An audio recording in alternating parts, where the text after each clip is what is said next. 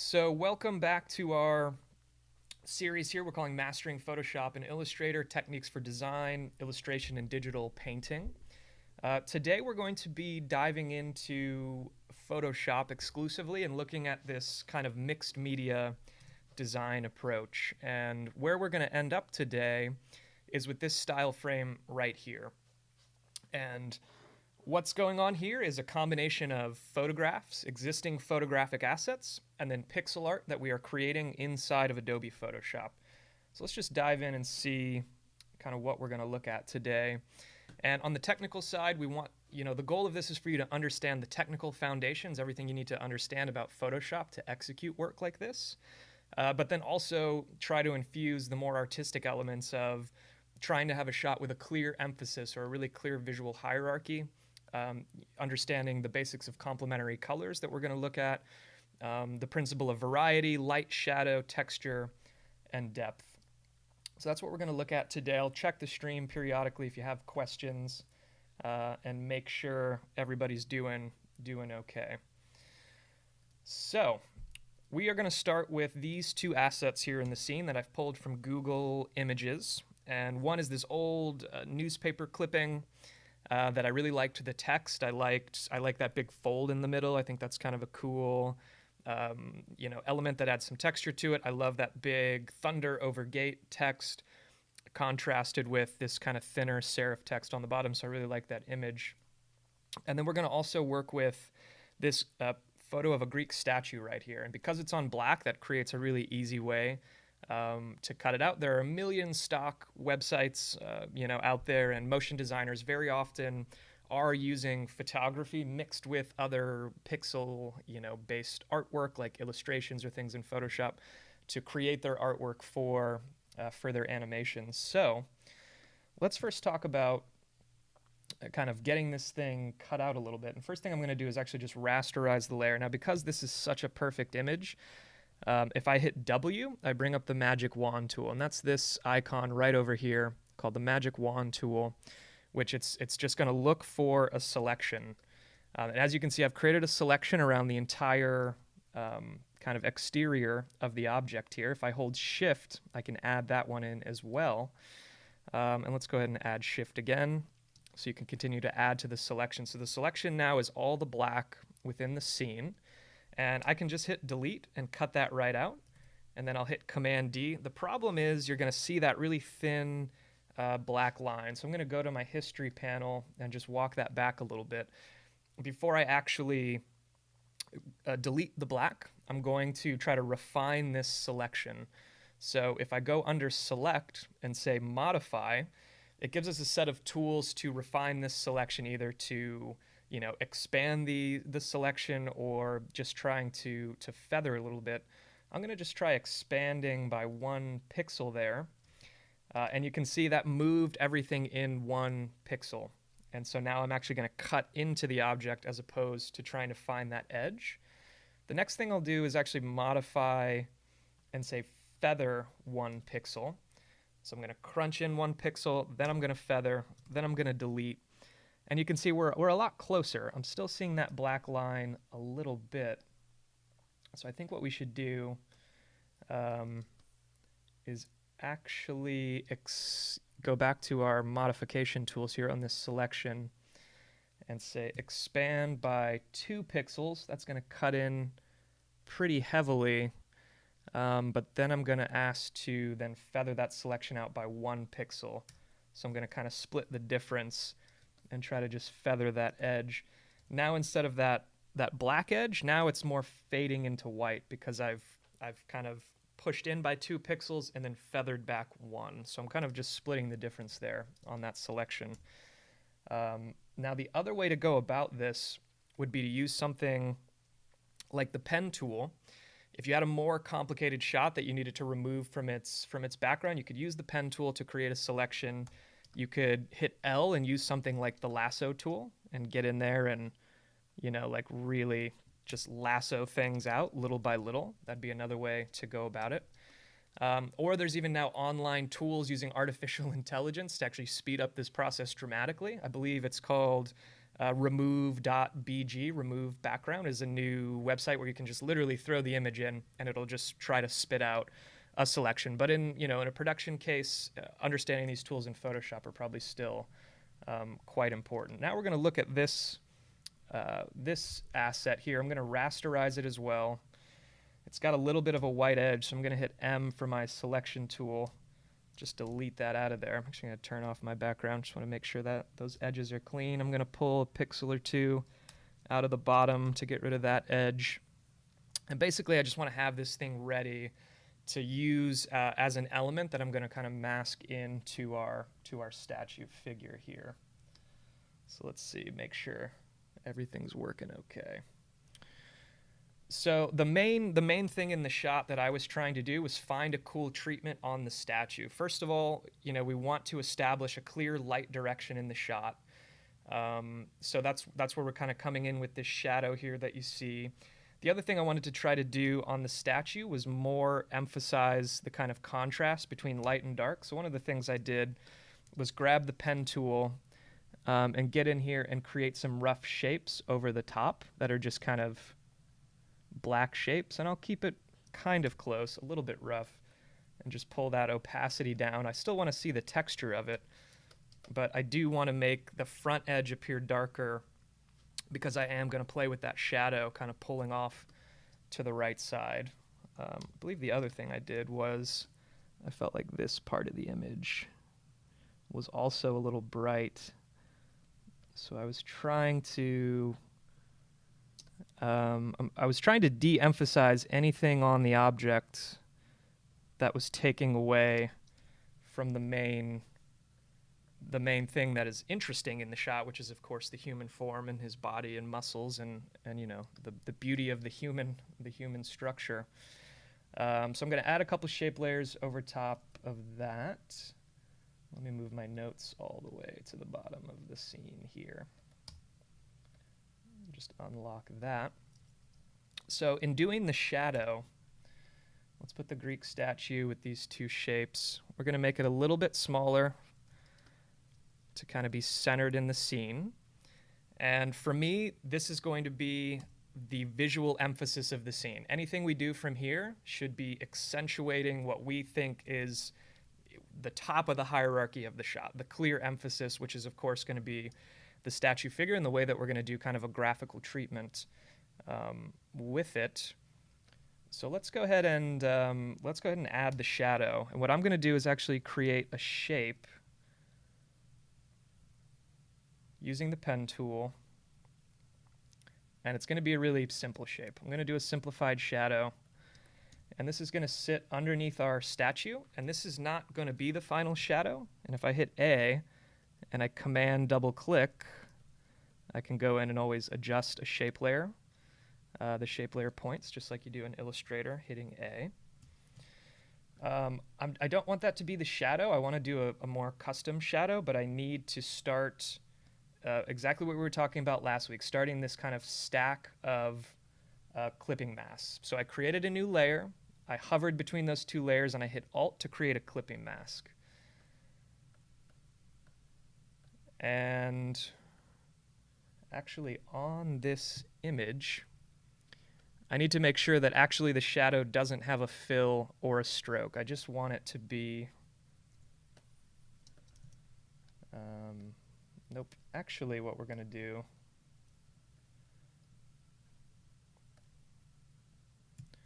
is actually create a fill. Just because it's the shadow, I'm actually just going to command click on the shape layer, then turn it off to create that selection. Now the type of shadow I want to do is grab a brush. I'm going to grab a brush that has a little roughness, so we might need to do some testing here. And I am going to create a shadow that is these kind of, these rough lines. These rough lines here. And I might take that brush size up to maybe 5.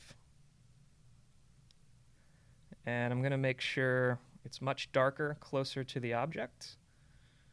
And then creates a little bit of a fall off as we get further away. And that might be a little big. We'll go back to 1. and kind of fill it in, but it'll be darker. I'm going to hit Command D to get rid of that selection there. So that's going to be my placeholder shadow for now. We can always try to dial opacity and decide just how prominent we want that shadow to be. The next thing I'm going to do is start working on the treatment of the Greek statue. So we have the statue. The first thing I want to do is duplicate it. So I'm going to Alt drag a copy. You can hold Alt, drag that up and it'll create a copy. And on this copy, this is where we can start getting into our kind of stylistic treatments of what's going on. I'm going to say it's a color overlay. And because I'm really wanting to focus on this complementary of purple and yellow, I'm going to go ahead and make this top layer yellow. And then I'm going to choose a layer style. I'm going to choose, actually before we choose a layer style, you have to rasterize the layer style. If you want to apply a layer style to something and then try to use blending modes, you've got to actually rasterize that style. So I'm going to call it a color burn. So now I've got this yellow statue, and what I was doing on my style frame is I was going in with a layer mask and just painting the yellow into the highlights of the statue. So on the statue, we see the darker areas, and then we see the lighter areas, the highlight. I want to paint these highlights yellow, and what we can do is use a layer mask, right? So a layer mask is a really simple idea. It creates a mask, and wherever white exists in that mask, we can see what's on the actual layer. And then in the inverse, if I grab my paint bucket tool and paint the whole layer mask black, it goes away. Now if I grab a brush, and we're gonna need a little bit bigger of a brush there. Let's also grab something that has a little more roughness on the edge. If I hit X and I go back to white, now I can start just painting that back in. And so I'm just going to follow the highlights of my statue here. Make it a little bigger. This is kind of killing my directional lighting concept with this kind of bounce light coming back this direction, but that's okay. Kind of paint that in yellow. He's got this kind of highlight on the back of his neck, around the jawline.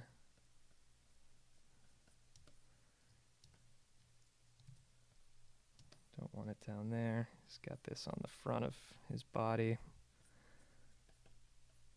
This back highlight should definitely be strong, right? If that's where we want the feeling of our light source to be coming from. And we'll just try to create kind of an interesting treatment of this photo here. Kind of coming around his backside a little bit. Come onto this top highlight a little bit. And I'll just kind of make a compromise with myself of like finding an interesting look. But to me now we're kind of like playing in an interesting zone, right? Where we're maybe this whole highlighted area. Where I think we're just going to try to create a little more visual interest and a little bit of more of a kind of stylized approach.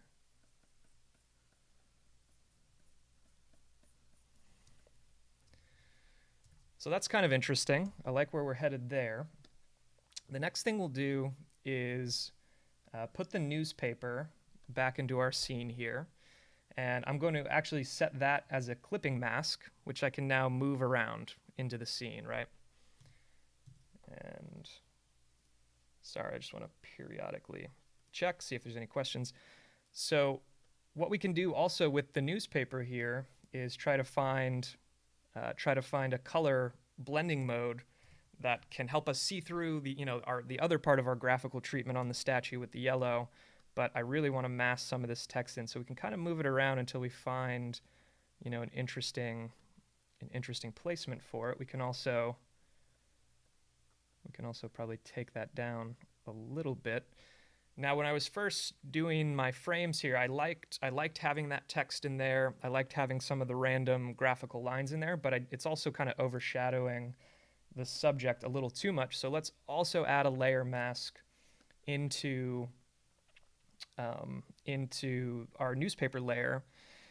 And instead of just taking the whole thing, this time we'll start drawing some black onto our layer mask. And what I did was kind of like, I started erasing almost kind of like the newspaper was existing where he was wearing clothes. Like if he was wearing shorts, socks, and a shirt, because I still want to see these other parts of the figure, which I think are really interesting. And I want that text to be, I want the text to feel kind of like a special accent only in certain parts of the composition.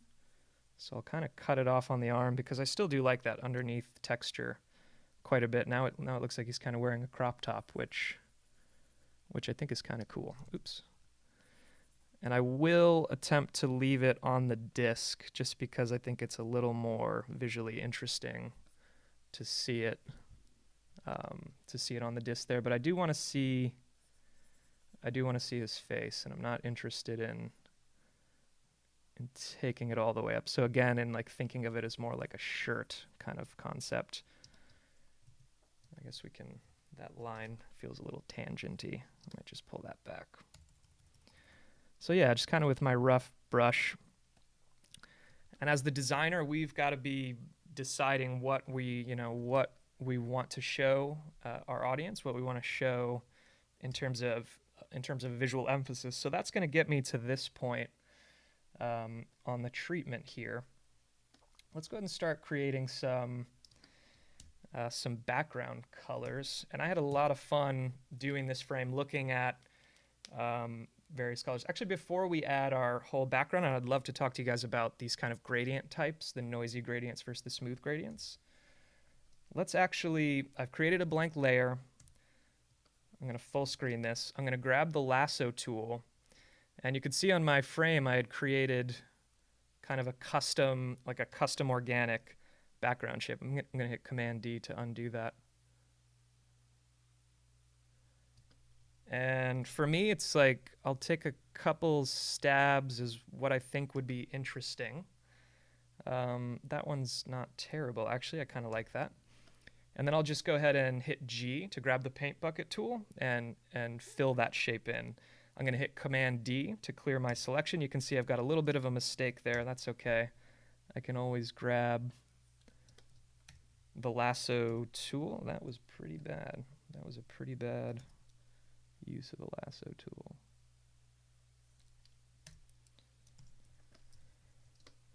And kind of create something like that. I still think we might need to crunch it down a little bit. We'll do it different than the one I had before. It's cool to experiment for sure. And this actually comes into the design principle known as rhythm, right? I want this because the statue you can feel the movement that he's about to do. It's kind of the idea of the statue, right? Having like other elements in the scene that match that rhythmic or flowing feel, I thought was like a cool way to kind of position it. Now, if you can see, I was also then interested in creating a clipping layer stack on top of this element, and we don't have to do our colors exactly the same, but I did kind of like a really dark, subtle blue tone. And I'm just going to come back to a basic one-point brush, and you can kind of see it a little bit. Create some more of those kind of vertical lines. Make it feel colored on.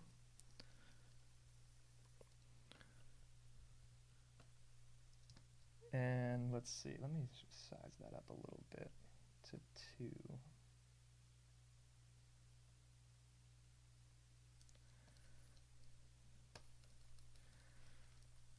I know this is probably a little darker on the stream. So again, we're also thinking about emphasis in the sense of framing, right? I want to keep the emphasis right in the middle of the shot, right on this guy. So I don't want to do anything that pulls away too much, but I do want, again, where we were talking about variety, right? I want a variety of elements to be happening in this scene. I'm going to create another layer, another clipping mask that's clipping into this black shape. And I almost want the feel that there's like little particles towards the bottom of this that have a feeling like they're moving upwards. So I'm just going to grab this little brush, do something in yellow, and add a little bit of almost just noise. I'll make them kind of the largest at the bottom. I'm going to grab, excuse me, I'm going to go all the way back to my brush presets, say basic brushes. I just want a basic 1. There we go.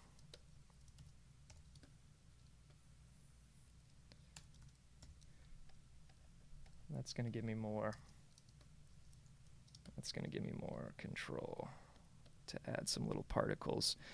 And it's so interesting that there really is kind of for motion designers, if you're a motion designer, there's such a process from, as I'm sure many of you know, from what are nice style frames and then solving for animation, right? Like if a designer handed me off this frame and the art director was like, yep, that's the final, well, then I'm going to be kind of deconstructing what I'm looking at to find ways to do animation.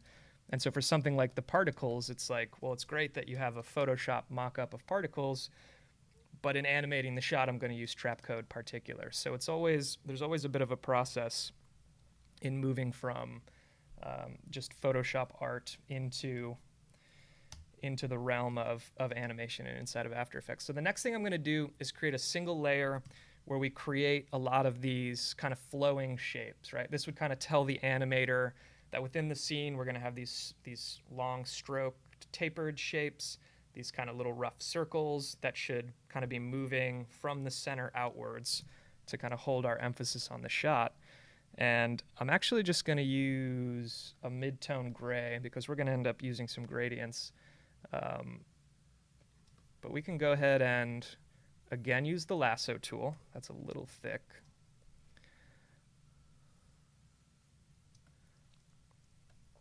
And I'll just fill these in. Again, L with the lasso tool. That feels a little big. G to fill the shape. L back to the lasso tool.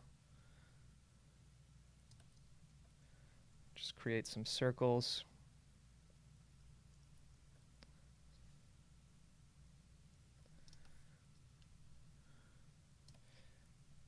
And I'm okay with these shapes being fairly rough. It's also an opportunity to think about the size hierarchy within the scene, right? The scene should have our main figure as really the largest main kind of graphical object, and things should be small or large relative to him. Oops. So we'll kind of try to think about that in creating shapes that are really small. I'd like to create some kind of overlaps. Now, of course, gray is quite boring. So what we're going to do is double-click the layer and use some layer styles. We'll grab a gradient overlay. And for me, I was trying to have some fun with like a lot of color. So I just grabbed this rainbow gradient. You can kind of then play with the angle of the gradient and see if you get something kind of interesting. So for me, that's kind of what I was looking for. I was kind of thinking old world, new world. We have this kind of old feel of the statue in the old newspaper, but then I wanted some stuff to feel like really hot gradient type color, and that's kind of where my last style frame ended up on this one. So I think that's a good placeholder for now. I think we're still good. Let's go ahead and create a style frame. Actually, we'll go ahead and create a bit of a gray bit of a gray background for the scene here, actually. Maybe even lighter.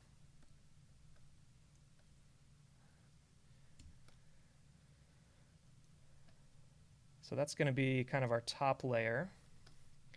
I had created a frame that was very colorful around the border, which I think was cool. And to achieve that, again, we're going to ask for a gradient overlay. But there are two types of gradients here in Photoshop, which I think is a fun way to play. Now, just the basic gradient is actually kind of cool because it more creates kind of a ground plane, which I think kind of works for the shot. However, if you go down and select noise gradient, you get this, like, to my eye, that's freaking really cool. It almost has this very painterly quality. Now, how you utilize this, I think, is an interesting question. But immediately, as I was playing with the noise gradients, I was like, "Holy crap! I really like that." And the way that you can kind of determine how rough it is just this single slider, where you could get even to a more painterly vibe, right? Like this really starts to feel. You could take it all the way down so it's perfectly smooth. You could take it all the way up and then it looks like a glitched out screen, which might be useful as well. Or you could find kind of an in-between palette that makes it feel, to my eye, it makes it feel like a kind of acrylic paint or an oil paint that's been brushed side to side. So I think that's really interesting. And for the actual middle of the scene here, this is kind of the direction that I was ending up, was to do something like this. Now, I actually thought it was cooler to reverse that gradient, where I wanted the pink to be kind of on the bottom, and maybe we'll actually make it a little rougher. So right, that's in your gradient overlay, your solid gradients versus a noisy gradient. Now I think we're to the point where we can actually do a little bit of color correction. So I'm going to add a curves to the top because I'd like a little bit more contrast on my figure. I think we could more dramatically highlight the kind of changes in light to dark. And so a curves editor is a great way, just on the RGB channel, to kind of crunch that up a little bit. The other thing we could do, if we're not feeling great about color, is add a HueSaturation to the entire scene and start to play with that hue a little bit. And then you see kind of all the variable and possibilities of where we could take this, right? Like it could be a little bit more orange in the highlights. It could be even more dramatic with a red or a purple.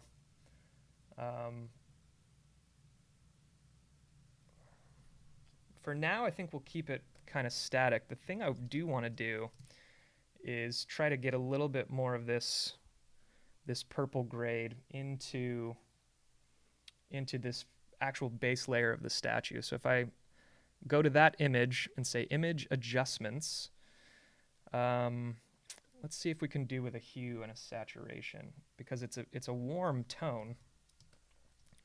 So let's turn the saturation up so we can see what we're doing here. You can see by default the image has a lot of warmth to it. If we just ramp that saturation up, we can see the image is coming to us with a lot of orange embedded in the image, which means we can use a hue saturation to take that to something like a purple or a pink, which is kind of where I was looking to go with the shot. So pull that back a little bit. That to me looks kind of nice. Get rid of that top hue saturation.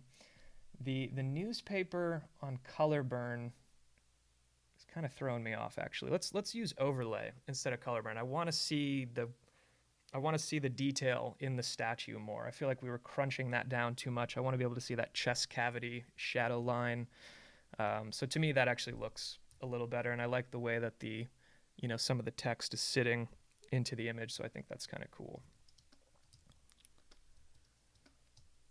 So what are we missing here? We've got our shadow layer.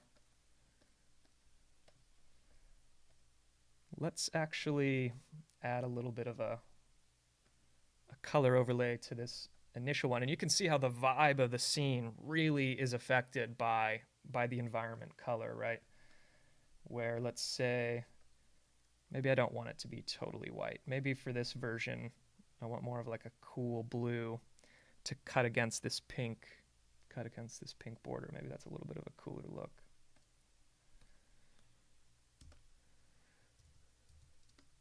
So there we have it, about 30 minutes in. We've got the style frame, version 1 done. I think it's kind of a cool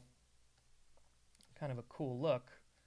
I'll share with you some other versions I had going of this, where I wanted to do 3. And you can see I'm just using different statues. I'm using a different shape, but I'm doing the treatment very similar. And you can see this is the first one, where I think I had even more contrast and even more yellow. So that might be a good note to kind of go back. And then I grabbed this statue here, which I thought was a cool one. That kind of tells a little bit of a story, to do the treatment that way. So there we have it. That would be our style frame. I think probably my favorite thing to do right now when I get to this stage is just to, again, add a hue saturation and make sure there's not like a cooler version of this that I'm just missing, right? Like, to me, that actually does not look very good. The red doesn't look super natural as the highlight color. The pink and the purple I don't really think are working. The blue, no. It probably works more in that green shade. Then it's kind of a green-pink complementary color, or that kind of neon blue. I think I like where we ended up though. And you can see how this curves on the very top really does crunch that image down and pull out the difference between light and dark for the shadows there. So if there's any questions, now is a great time to ask some questions. I'll keep an eye on the stream. Let me actually turn all this off and make sure I'm not missing anything. Light, shadow, variety, complementary colors, smooth gradients, noise gradients, which I very much recommend playing with. I'm like in love with these noise gradients now. Shape layer, yeah. I mean, these are the foundations, right? Once you understand all these basic tools, then you actually get to the hard part of the process, which is, doing the concept work, coming up with ideas. But a lot of the experimenting of finding ways to do cool treatments, I think rests upon just like 6 or 7 really basic tools. So I would definitely encourage you, if you are interested in doing kind of more of this mixed media approach, where you're going to take photographs or you're going to take elements from other software, is to just get to know these foundational tools.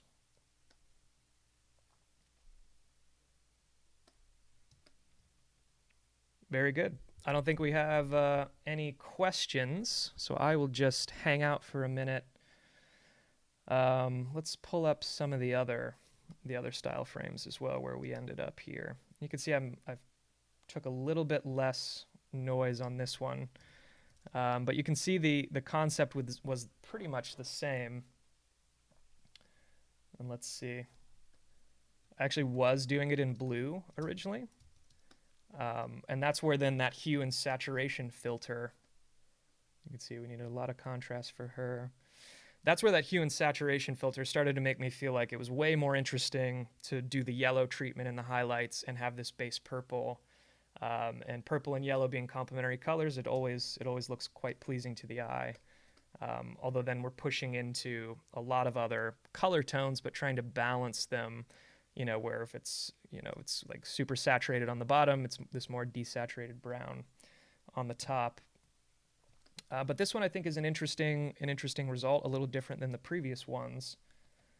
I think if anything, it's still just figuring out what really works in the middle of the image. For me, it's something closer to a neutral. There's a little bit of blue in there, but I think as close to a neutral as we can get allows the other colors a little bit more room to breathe. So hopefully this was a valuable process for you to see this. This type of work shouldn't be hard. It should be really easy to be able to get stuff together like this really quickly. It's just a question of thinking about your design principles, thinking about what the shot needs, thinking about the project, but then having those really basic tools. For next week, we're going to get more into Illustrator and talk about using a grid and talk a little bit more about doing design work. And let's see, we'll give you a little bit of a preview here. It's a project I'm actually working on.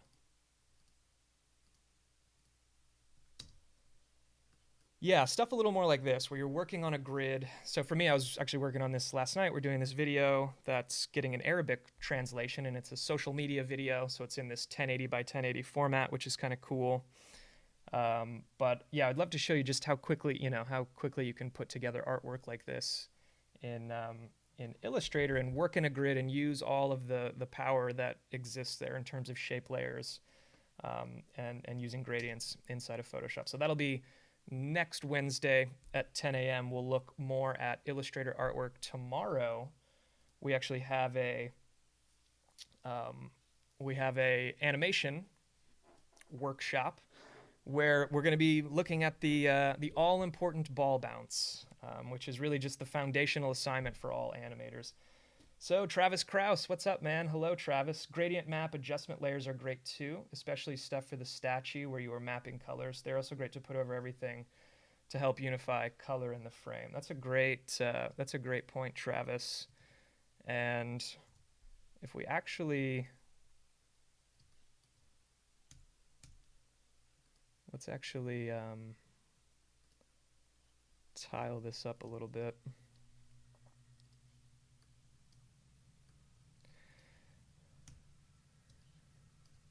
And show a little bit of what he's talking about.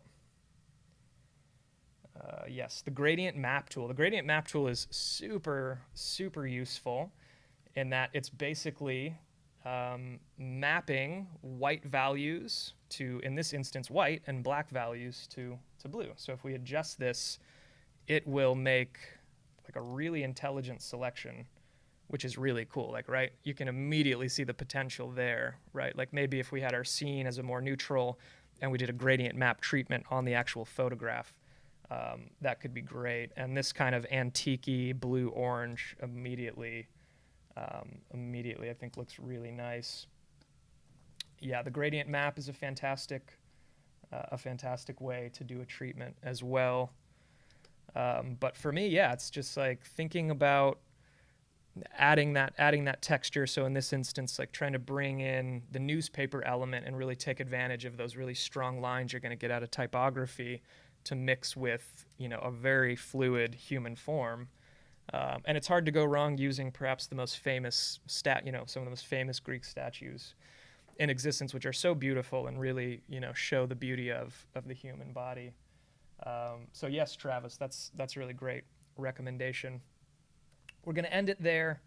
Everybody have an amazing Wednesday. Thank you so much for checking out this live stream. Check out mographmentor.com if you're interested in classes or mentorship.